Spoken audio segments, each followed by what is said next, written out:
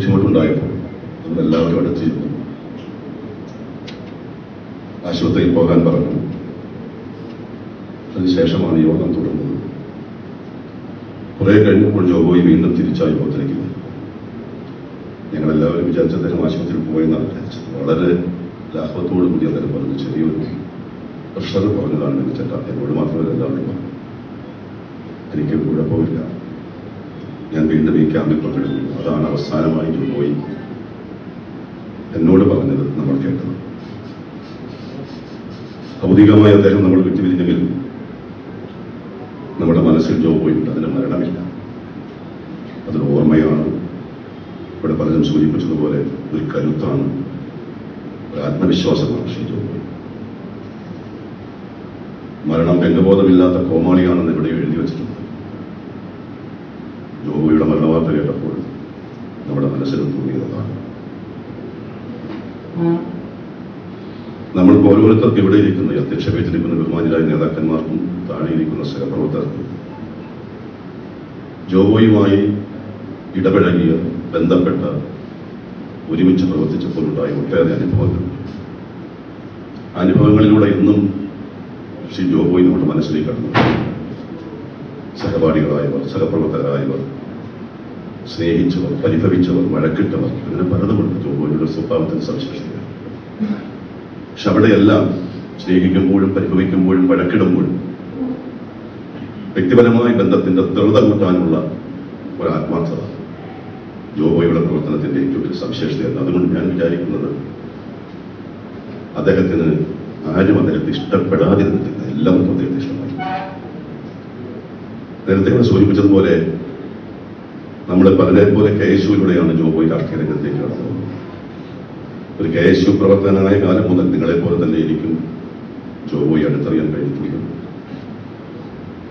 കോട്ടയത്തെ KSUവിന്റെ ഒരു പുനർജീവൻ ശ്രീ ജോബോയിലൂടെയാണ്. ബസേലിയസ് കോളേജിലെ യൂണിയൻ ചെയർമാനായി എന്ന് മാത്രമല്ല, ഈ കോട്ടയം പട്ടണത്തിൽ KSUവിനെ ചോദ്യം ചെയ്യപ്പെടാൻ കഴിയാത്ത തരത്തിൽ ഒരു ശക്തിയായി ജോബോയ് വളർത്തി. ഞാൻ കേട്ടിട്ടുണ്ട്, ബസേലിയസ് കോളേജിന്റെ മുന്നിൽ ഒരു ബോർഡ് വെച്ചിട്ടുണ്ട്, ഇത് KSUവിന്റെ വകയാണ്, ഈ മാർക്കി കൊണ്ട് നടക്കേണ്ട. അത്രമാത്രം ശക്തമായ നേതൃത്വത്തോടുകൂടിയാണ് ജോബോയ് KSU നടത്തുന്നത്. ഒട്ടേറെ സഹപാഠികളുമായി, സഹപ്രവർത്തകരുമായി ബന്ധപ്പെട്ടു പോകാനുണ്ട്. അതിനുശേഷം അദ്ദേഹത്തിന്റെ പ്രവർത്തനം യൂത്ത് കോൺഗ്രസിലായി. അവിടെയും ഒരു യൂത്ത് കോൺഗ്രസ് പ്രവർത്തകന്, നേതാവിന് വേണ്ട സംഘടനാ പാഠവും രോഷം, ആത്മാർത്ഥത, പ്രതികരണശേഷി, സംഘാടക പിരിവ്, ഇതെല്ലാം ജോബോയ്ക്കുണ്ട്. അതുകൊണ്ടാണ് ജോബോയുടെ കാലഘട്ടത്തിൽ യൂത്ത് കോൺഗ്രസ് കുറച്ചുകൂടി പുഷ്കലമായി ഈ ജില്ലയിൽ പ്രവർത്തിക്കാൻ കഴിയും. പ്രതികരിക്കാനുള്ള അർജവം, പ്രതിഷേധിക്കാനുള്ള ചങ്കൂറ്റം, അതായിരുന്നു ജോബോയുടെ പ്രവർത്തനത്തിന്റെ ഏറ്റവും വലിയ ശൈലി. ഏത് വിഷയങ്ങളെക്കുറിച്ചും അദ്ദേഹത്തിന് പ്രതികരിക്കും. പ്രതികരണത്തിൽ ചിലപ്പോൾ ഭാഷകളുടെ തീവ്രതയുണ്ടാകും, ചിലപ്പോൾ ശബ്ദത്തിന്റെ ധാർഷ്ട്യതയുണ്ടാകും. എങ്കിൽ പോലും അദ്ദേഹം പ്രതികരിക്കുമ്പോൾ ആ പ്രതികരണം കൂടെയുള്ള സഹപ്രവർത്തകന്മാർക്കും സ്നേഹിതന്മാർക്കും നൽകിയ ആവേശവും ആത്മവിശ്വാസവും വലുതാണ്. ഏത് പ്രതിസന്ധിയും നേടാനുള്ള, പ്രതിരോധിക്കാനുള്ള കരുത്ത്, ആ കരുത്തിലാണ് നേരത്തെ ഇവിടെ സൂചിപ്പിച്ചതുപോലെ തളർന്നുപോയ കോട്ടയത്തെ KSUവിനെ, യൂത്ത് കോൺഗ്രസിനെ ശക്തിപ്പെടുത്താൻ കഴിയുന്നത്.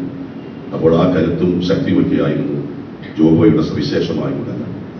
ഒരു വ്യക്തിയെ സ്മരിക്കുമ്പോൾ സ്വാഭാവികമായും ആ വ്യക്തിയുടെ സ്വഭാവ ഗുണങ്ങളെക്കുറിച്ച് ചിന്തിക്കുക മാത്രമല്ല, ആ വ്യക്തി പ്രകടമാക്കിയ, മുന്നോട്ട് വെച്ച പ്രവർത്തന ശൈലിയെ, ആത്മാർത്ഥതയെ ഇനിയുള്ള ഘട്ടങ്ങളിൽ എങ്ങനെ നമുക്ക് ഏറ്റെടുക്കാൻ കഴിയും എന്നതിനെ കുറിച്ചിട്ടാണ് നമ്മൾ ആലോചിക്കുന്നത്. അങ്ങനെയെങ്കിൽ ശ്രീ ജോബോയുടെ പ്രസക്തി വർദ്ധിക്കുന്ന രാഷ്ട്രീയ കാലഘട്ടത്തിലൂടെ നമ്മൾ കടന്നുപോകും. പല വിഷയങ്ങളെക്കുറിച്ചും നമുക്ക് പ്രതികരിക്കാൻ നിൽക്കുമ്പോൾ പല വിഷയങ്ങളെയും പ്രതിരോധിക്കാൻ നമുക്ക് ഒട്ടേറെ കാര്യങ്ങൾ ഇന്ന് കേരളത്തിന്റെയും ദേശീയ തലത്തിലുണ്ടാകുന്ന രാഷ്ട്രീയ, സാമൂഹ്യ, സാംസ്കാരിക, കലാമേഖലകളിലേക്ക് ഉണ്ടായിക്കൊണ്ടിരിക്കുന്ന വിഷയങ്ങൾ വരുമ്പോൾ ആ വിഷയങ്ങളെ എങ്ങനെ പ്രതിരോധിക്കണം, എങ്ങനെ പ്രതികരിക്കണം എന്നതിനെക്കുറിച്ച് ഒരു മാതൃകയായി ശ്രീ ജോബോയ് മാറി. ഹേമ കമ്മിറ്റി റിപ്പോർട്ട് ഉൾപ്പെടെയുള്ള കാര്യങ്ങൾ സമൂഹത്തിൽ വ്യാപകമായി ചർച്ച ചെയ്യപ്പെട്ടുകൊണ്ടിരിക്കുന്നു.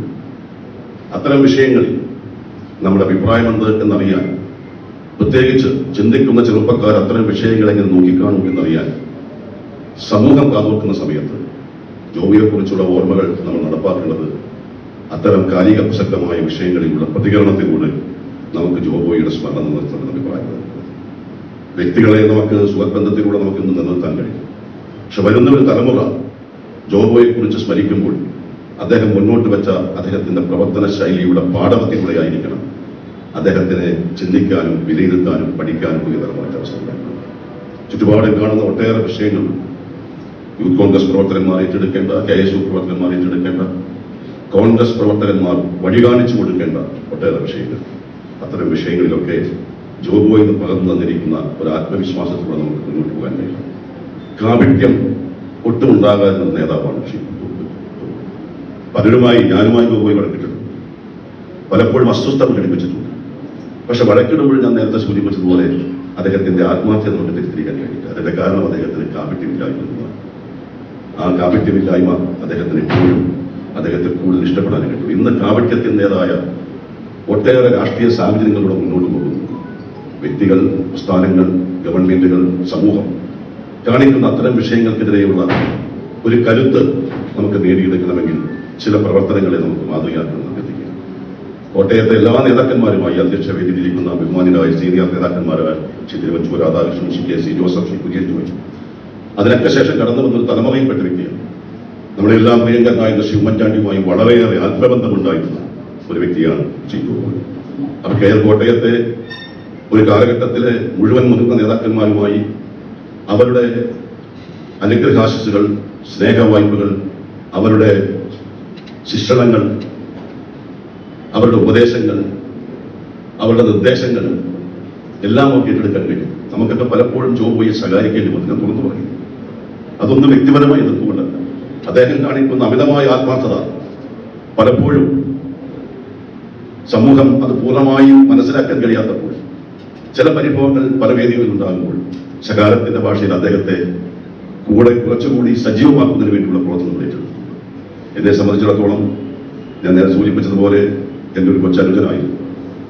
KSU കാലം മുതൽ, യൂത്ത് കോൺഗ്രസിന്റെ കാലം മുതൽ, ജില്ലാ കോൺഗ്രസ് കമ്മിറ്റിയുടെ നേതൃത്വ നിലയിൽ പ്രവർത്തിക്കുന്ന കാലഘട്ടത്തിലൊക്കെ പരസ്പരം കാണുന്ന സന്ദർഭങ്ങൾ ഈ അടുത്ത കാലഘട്ടത്തിൽ കുറവാണെങ്കിൽ ഫോണിലൂടെയുള്ള പ്രവർത്തനങ്ങളിലും ആത്മബന്ധത്തിലും മുന്നോട്ട് പോകാൻ കഴിഞ്ഞു.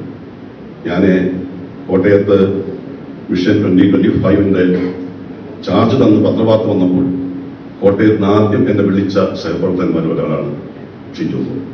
വളരെ ആവേശത്തോടുകൂടി അദ്ദേഹം പറഞ്ഞു, വിനിച്ചേട്ടാ, ഇനി കുറച്ച് നാൾ ഇവിടെ ഉണ്ടാകുമല്ലോ, നമുക്ക് പരസ്പരം കൂടുതൽ കാണാൻ കഴിയുമല്ലോ. പക്ഷേ ആ ആഗ്രഹം വളരെ പെട്ടെന്ന് തന്നെ അസ്തമിച്ചു പോയി എന്ന ദുഃഖമാണ് എന്റെ മനസ്സിലുള്ളത്. ഞാൻ നേരത്തെ സൂചിപ്പിച്ചതുപോലെ ആ മിഷൻ 2025-ന്റെ ആദ്യത്തെ ഉത്തരവാദിത്തം ഏറ്റെടുത്തുകൊണ്ട് ഈ ജില്ലയിലെ ആദ്യത്തെ പ്രവർത്തക സമ്മേളനത്തിൽ വന്നപ്പോൾ കണ്ടുമുട്ടിയ ശ്രീ ജോബോയെ ഇനി അങ്ങോട്ടുള്ള തുടർന്നുള്ള മിഷൻ 25-ന്റെ ഉത്തരവാദിത്തത്തോടു കൂടിയുള്ള പ്രവർത്തനത്തിൽ നമ്മളെ സഹായിക്കാൻ, നമ്മളോടൊപ്പം നിൽക്കാൻ, നമുക്ക് നേതൃത്വം നൽകാൻ, പങ്കാളിത്തം നൽകാൻ അദ്ദേഹത്തിന്റെ സാന്നിധ്യമില്ല എന്ന ദുഃഖം ഈ സാധനം ഞാൻ സൂചിപ്പിക്കുകയാണ്. ഞാൻ അവസാനിപ്പിക്കുന്നു. വാക്കുകൊണ്ട് ജോബോയുമായിട്ടുള്ള ബന്ധത്തിന്റെ ആഴം അളക്കാൻ കഴിയാത്തവരാണ് ഇവിടെ ഇരിക്കുന്ന ആളുകൾ. ജോബോ എന്നും നമ്മുടെ മനസ്സിലുണ്ടാകും. ഞാൻ നേരത്തെ സൂചിപ്പിച്ചതുപോലെ അതിന് ആവേശവും കരുത്തുമാണ്. സഹധർമ്മൻ ഉൾപ്പെടെ അദ്ദേഹത്തിന്റെ കുടുംബാംഗങ്ങളിൽ ജില്ലാ കോൺഗ്രസ് കമ്മിറ്റിയുടെ പ്രസിഡന്റ് ഇവിടെ സൂചിപ്പിച്ചു, ഞങ്ങളൊപ്പം ഉണ്ടാകും. അത് ഒരു പ്രഖ്യാപനം മാത്രമല്ല, അത് നടപ്പാക്കാൻ ഞങ്ങളും ഉണ്ടാകും സൂചിപ്പിച്ചുകൊണ്ട് പ്രിയപ്പെട്ട ജോബോയുടെ സ്മരണയ്ക്ക് മുന്നിൽ ഒരിക്കൽ കൂടി ആദരാഞ്ജലി അർപ്പിച്ചു അവസാനിപ്പിക്കും.